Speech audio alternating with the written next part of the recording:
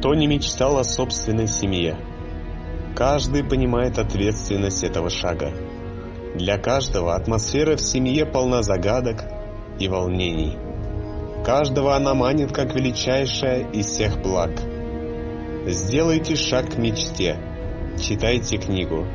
В ней раскрывается роль матери в жизни каждого из нас и отношение общества к ней. Зная суть материнства, семейная жизнь становится ясной и уютной. История из жизни, очерки об отношениях матерей и сыновей, лингвистический анализ в одной книге с переводом. Она лучший подарок.